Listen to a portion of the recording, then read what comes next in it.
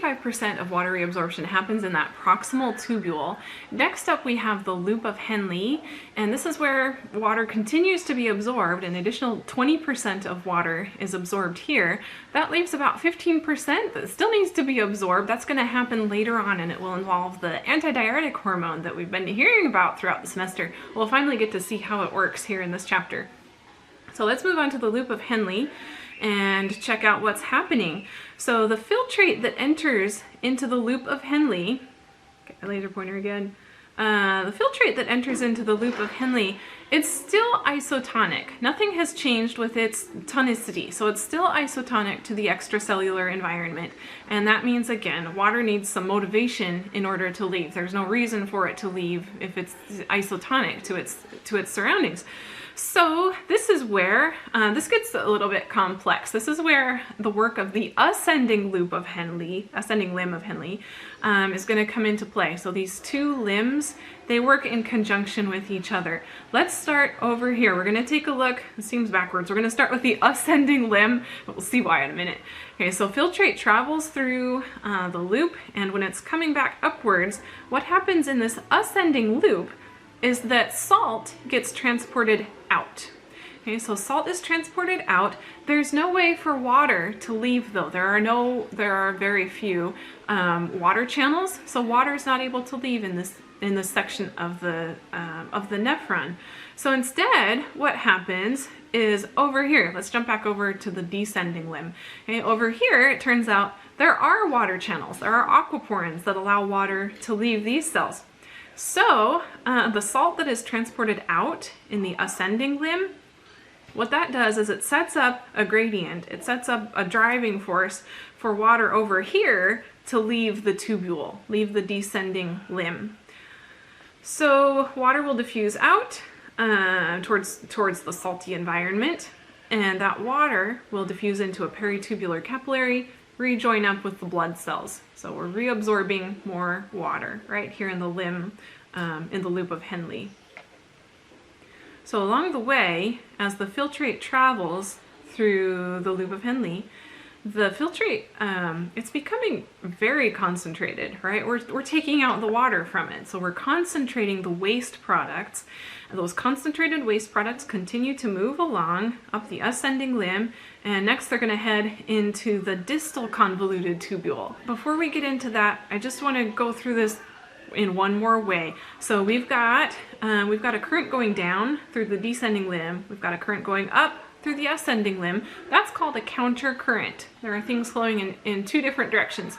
And so what's happening here with the water reabsorption, it's being facilitated by what's called a countercurrent multiplier system. And this is a perfect example of a positive feedback loop. So let's just walk through this to see in the context of positive feedback. Let's think through it. Okay, so the more salt the ascending limb removes right here, the more salt that's taken out from this filtrate, the saltier the fluid is going to be that's entering it.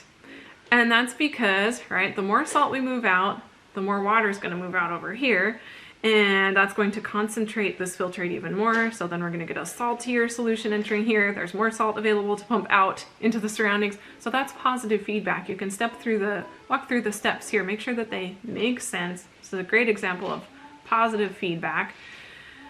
And another thing that is contributing to this as well, in addition to salt providing driving force for water to move, another thing that is contributing is urea. So urea is a waste product. It's a waste product from protein metabolism. So the breakdown of protein produces urea.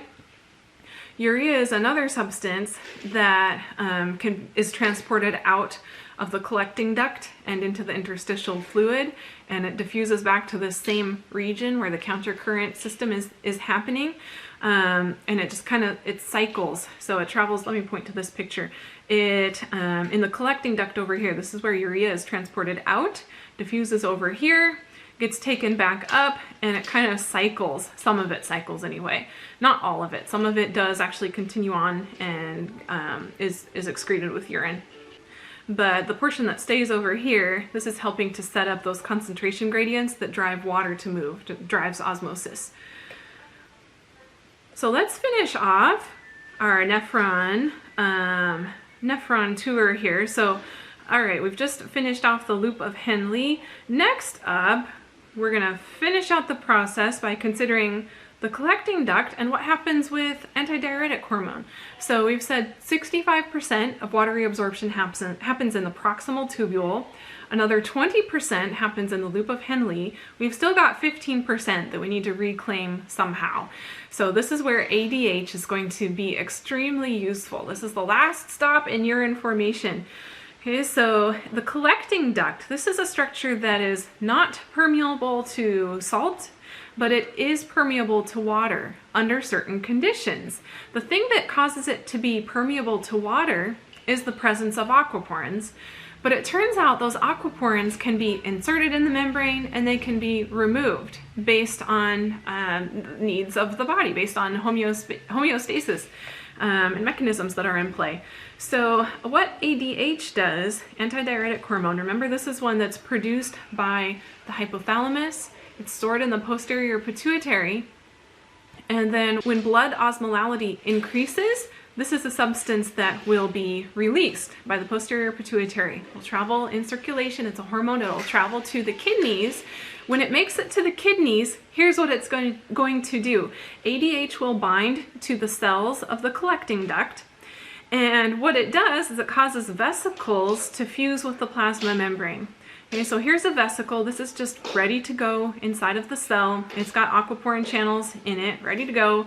When ADH arrives at this cell, it will cause this vesicle to fuse with the membrane. Okay, so there it is fusing.